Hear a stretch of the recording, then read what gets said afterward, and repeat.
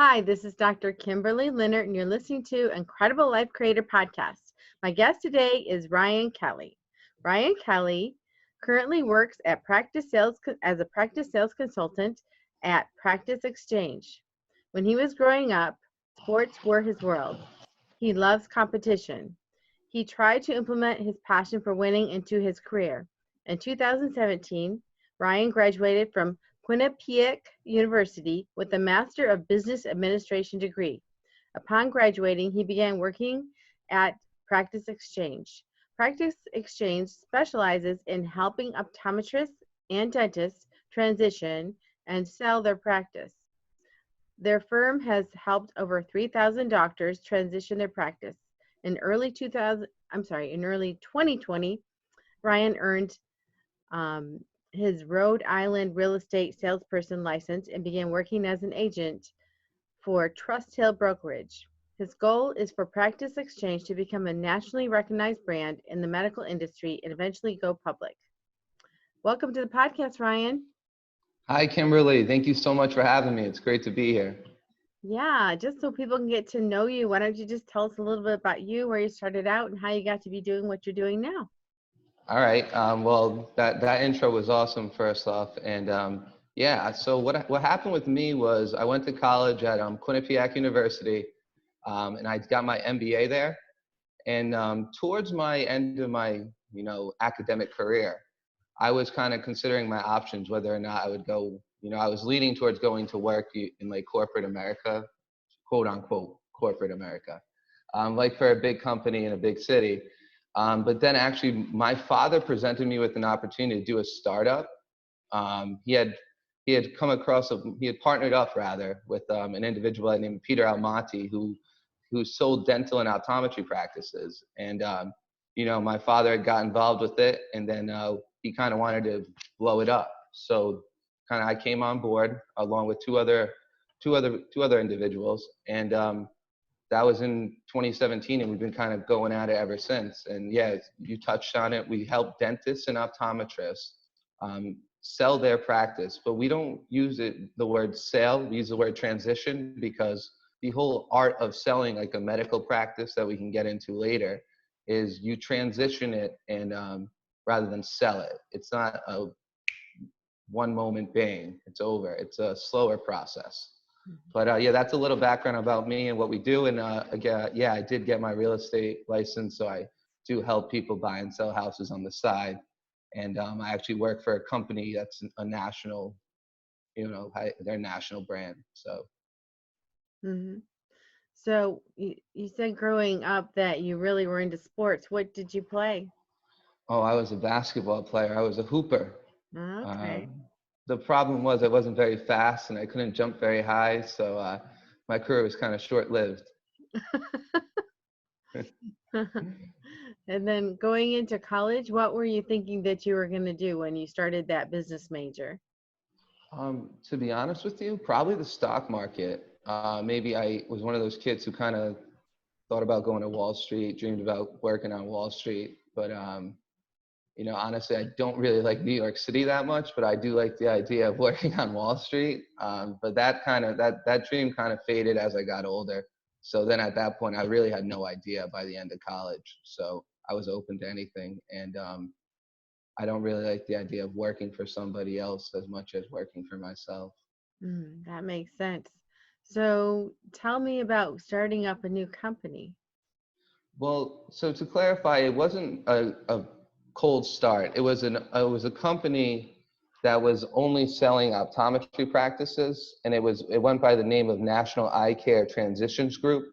We kind of rebranded it and started and brought in selling dental practices as well. So that's kind of how that. So it wasn't a fresh start, but in terms of what the process has been like, it's been up and down.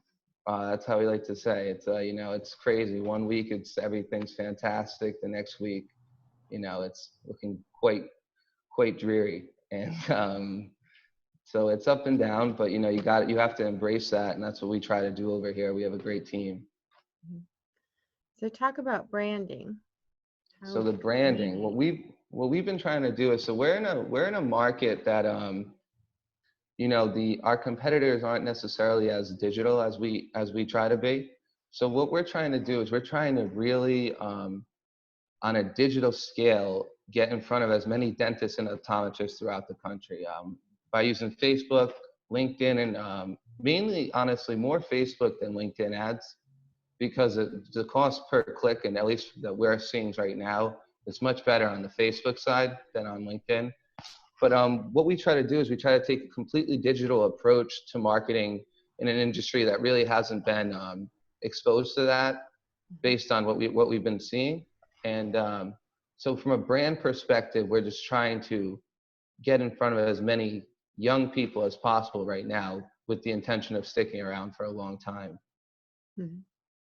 Wow, because a lot of times aren't these transitions where there's a younger doctor purchasing from an older doctor, or a doctor who wants to retire or at least wants to work part-time? Yeah, exactly. So in the industry, um, any what we're trying the way we try to separate ourselves is by having the most potential buyers out of any brokerage in the country for you. And we do that by being able to get in front of, because someone buying the practice, you were right, exactly, Kimberly, they're between oftentimes 30 to 40. Mhm. And then the person selling the practice is usually 60 to 75.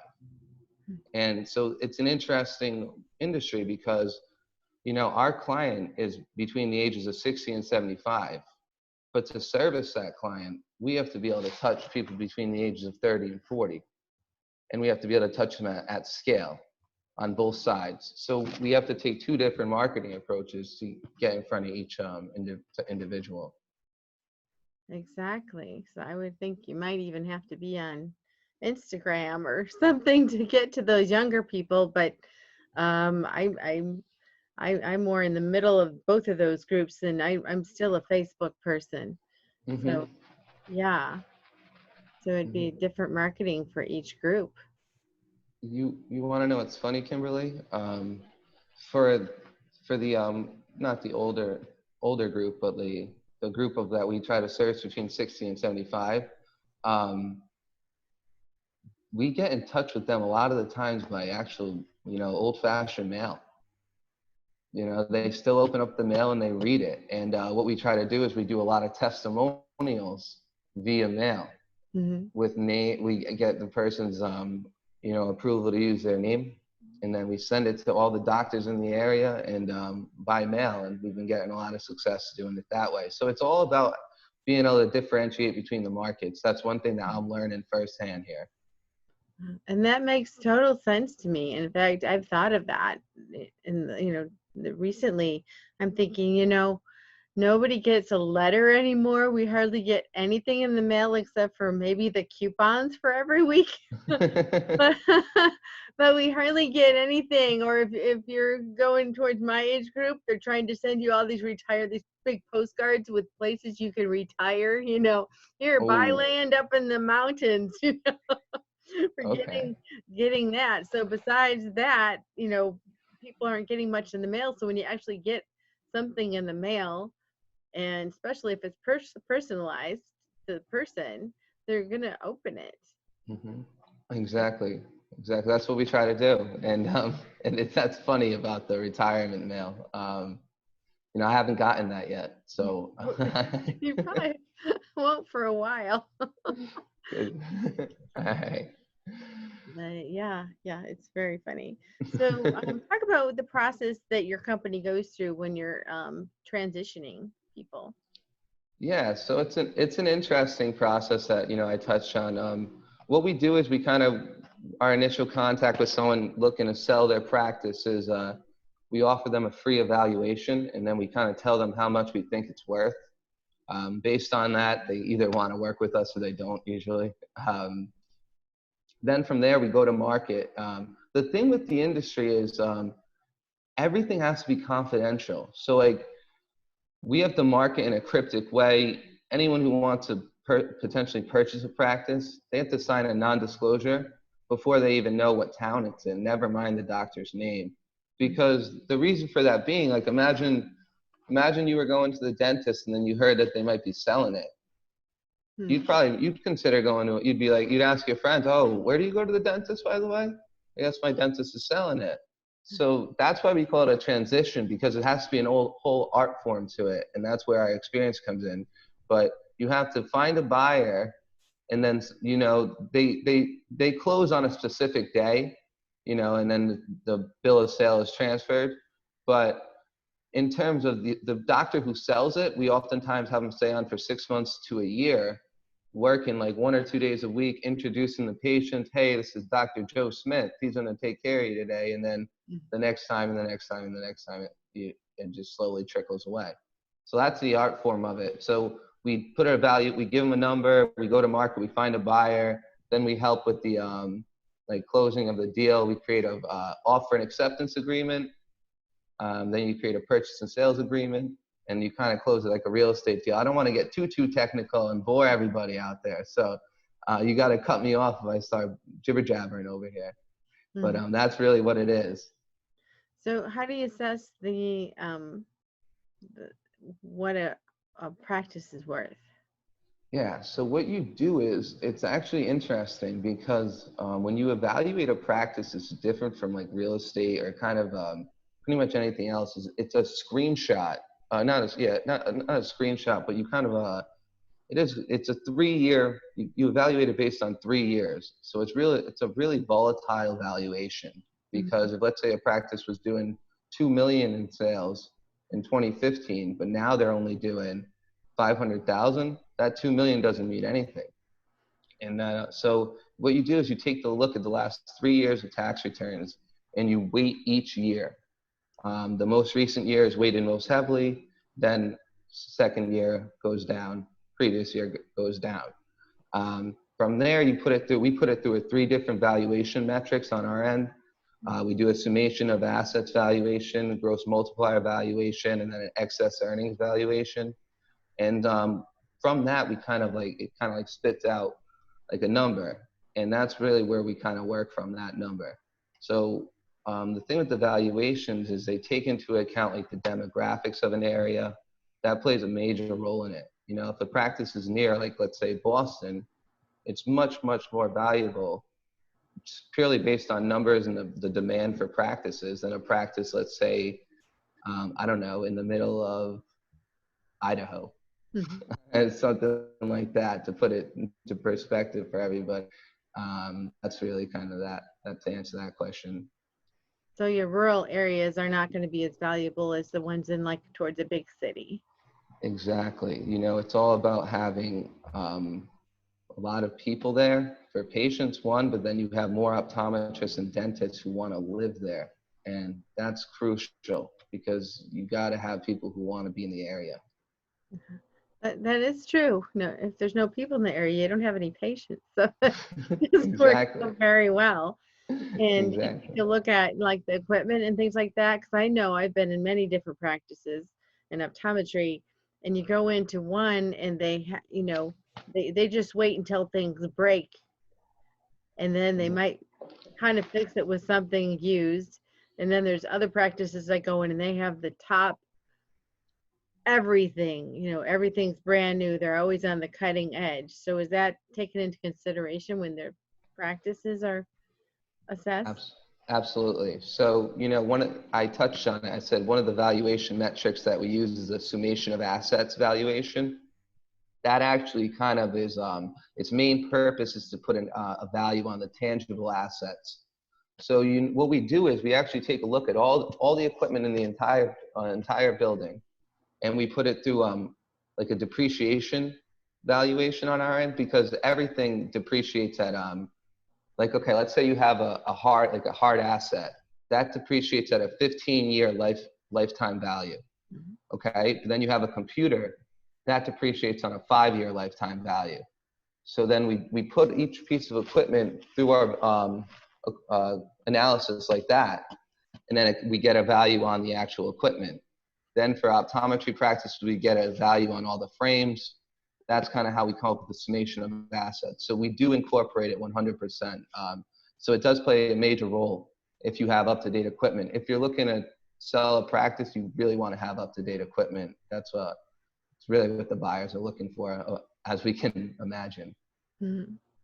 So now that we're kind of in this up and down stage with everything happening in the world, and are people staying where they are? Are they still opening to selling and buying practices, or are they just kind of saying, no, I don't want to make a decision because all this COVID stuff is happening? Well, it's a funny question, really, because we kind of have seen both sides of it. Um, from the buyer side, there are a lot of individuals who are kind of hanging tight right now rather than looking to pursue opportunities. But that's only like a portion of them. I mean, the other portion of them are looking at the interest rates being so low, Mm-hmm. being extraordinarily eager to buy a practice right now, with the idea that everything will go back to normal one day. From the seller side now, we've been seeing a lot of individuals move up their timeline. People who are saying, I'm going to retire 3 years from now and sell are like, I'm out. I'm not putting on the mask every day. I'm not going in someone's mouth every day, because a lot of people are older and they're higher risk individuals. So we're running into that a lot. So we're actually incredibly busy, to be honest with you, which is good. But so yeah, we are definitely seeing the market it's reacting to COVID-19. It certainly is. Mm-hmm. Yeah, I think I would expect that, because I mean, I know personally people who they didn't come back, they didn't come back and they don't intend in coming back. And they just, Just close the doors. Some they're, people are just like, I'm done. I'm not going back, because some of the practices, to be honest with you, we can't sell. They're too small. And, when we tell someone that, often, sometimes they're like, I'm done. I'm not going back. And, but some people are just much more intimidated by the virus than others, I would say. And you can tell when you're talking to them where they kind of fall on that spectrum. Mhm. Yeah, yeah. So are you mostly doing everything from home now or from the home office? Are you, or do you have to still go out and travel and assess these practices? So we haven't been going to put our to put our valuations on them. We don't necessarily have to be to visit the practice. We're based in Providence, Rhode Island, Mhm. and we just sold a practice in New Jersey, North Carolina. We have Texas, right near Cowboys Stadium. That one was kind of cool. So we can operate throughout the whole country, and that's kind of because we have like this digital approach to marketing. And but the valuation that we do, a lot of it's like analysis of numbers. So our demographic study is done by it's done from here. It's not, we don't need to go there to do it. And then we can get images of the practice, and our analysis in terms of like the value of the real estate. If we were to sell the real estate, then we would have an agent go out there. But if we're selling the practice, we don't have to be there. Yeah, actually, that's a good question. So some practices they're going to own their building, and some practices they're not going to own their building. So do Mhm. you actually do the selling of the building, or you have another party come out and do that? So Practice Exchange has a real estate arm to our business that we can sell, that we can help sell the real estate. So yes, we would do that. Mhm. But we would have an agent. We were national in terms of on the real estate side, in terms of people on the ground. So Mhm. we would have someone go and visit the building, because in real estate you can't put a value on a property without going to see it. It's like a rule of thumb. You just can't do it. So that is that's kind of how that would work. So we'd have someone go out and see it. Mhm. Do you ever have situations where the doctor wants to buy the practice, but they don't want to buy the building? So you would do it separately, and then they would actually be a leaseholder in that building? Oh, all the time, because a lot of the times these doctors who are selling are like, oh, that's going to be my income. They're going to keep the real estate, have the doctor who buys their practice pay them rent for the next 10, 15 years. What we do there, Kimberly, is we try to structure the deal where the buying doctor can have the right of first refusal to purchase that real estate. because it is, if you're anyone listening, if you're ever going to buy a practice, you really do want to buy the real estate, because it's just, you have two assets at the end of the day when you look into retire yourself down the line. Mm, exactly. That makes sense. And Mhm. so how are you using the real estate license that you have now? Are you using it with practice exchange, or you're just going out and doing residential? A little bit of both. So the way that Practice Exchange works is, the real estate company that we're kind of hooked up with is called Trust Hill Brokerage, Mhm. and they have real estate agents all throughout the country. So what I do essentially is I try to find anyone anywhere looking to buy or sell a house, and then I refer them to our agent at the Trust Hill Brokerage, and they kind of would help them out. For that's kind of, because I don't necessarily spend a lot of time like showing houses and things like that. I kind of have the license more for just to introduce people to Trust Hill Brokerage, Mhm. and so that's kind of how that works. But yeah, we can help anybody throughout the country in terms of looking to sell their house. Mhm. to throw that in there too. But Got it. So, um, just to get more personal, what for you gives you the most happiness and fulfillment in your life? oof, um, I used to. That's a tougher question than these other ones have been. These other ones have been easier. um, no, I think I would have to say is probably like being proud of myself. So like that would kind of relate to like when I do something that I consider to be a success, I guess. So like winning is like kind of like a way of putting it. Mhm. But yeah, in terms of like that would that feeling like when you're really proud of yourself and you're sitting there smiling, like that's probably the yeah, I guess that would be like when I'm feeling the most fulfilled, because you feel good about myself. Yeah, that would be my answer. So, what does winning mean to you? Winning, what does winning mean to me? Winning means like it's like to win you have to be in a competition, right? Mhm. But it's all about who you're in a competition with. If you study, like I've done a lot of reading of like, successful people, and I listen to a lot of like content from them. It's all about being in competition with yourself rather than anybody else. And it's about, mentally getting to that point that's where you live. Mhm. And, like, I'm not going to say I always live there, but so one of like the aspects for me winning is always getting mentally to that point where I'm only competing with myself. And then at that point, go ahead and, beat myself up. I'm gonna beat myself, not beat myself up, but beat myself Uh-huh.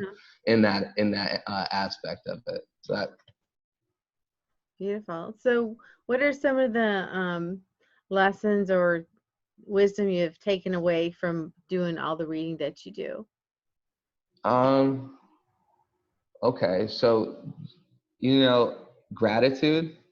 Everyone talks about gratitude, and I guess it's because when you're grateful, you're in a state of mind that you can kind of accomplish more. Um, it's like I like Jordan Belfort. I read his book, follow some of his stuff. He's all about like state management, being able to change your state. It's like when before you walk into a room, you have like little tricks like that. You either like scream or you smack yourself in the face. You do something that changes your state, and before you walk into that room. I'm just imagining that hitting yourself in the face. Yeah, like Someone in going the in by the going, "What hall. are you doing?" Yeah, in the hallway, you're just sitting there smack.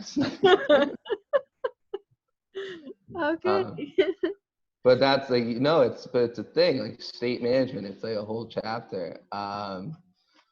That's a decent book. People should read that. Well, it sounds great. Yeah, my background is in NLP, and we talk a lot about state and changing your state, and just changing your body position can change it. So, if you don't want to hit yourself, you could, if you're sitting down, stand up. Or Okay. or do some type of bodily movement will help to change your state. Also, just sitting up and putting your shoulders back and looking up will change your state as opposed to Really? looking down. So Really? think about it. You are, when you're kind of sad or depressed, your body is kind of inward like this, kind of all crunched down. And when you feel good, you walk into a room and your back open. And Mm. usually you're looking up. You might not be looking up the ceiling, but you're kind of looking just a little bit above the horizon. And that Yeah.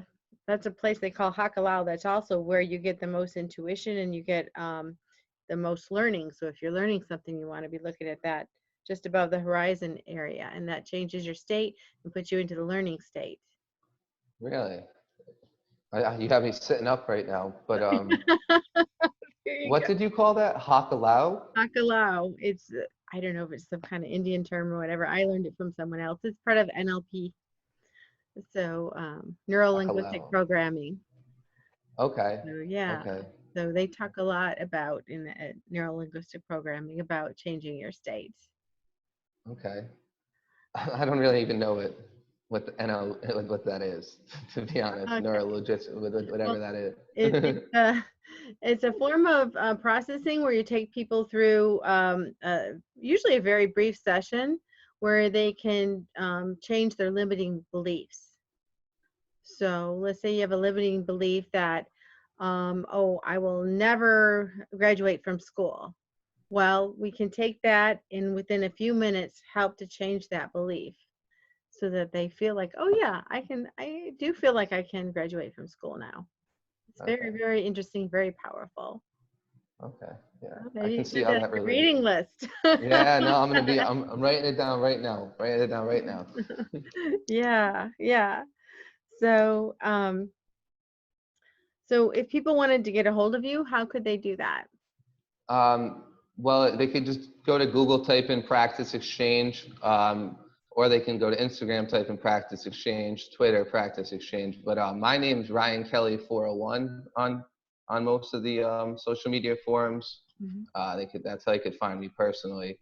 But yeah, practiceexchange.com is where they gotta go to kind Okay, of get a hold of us.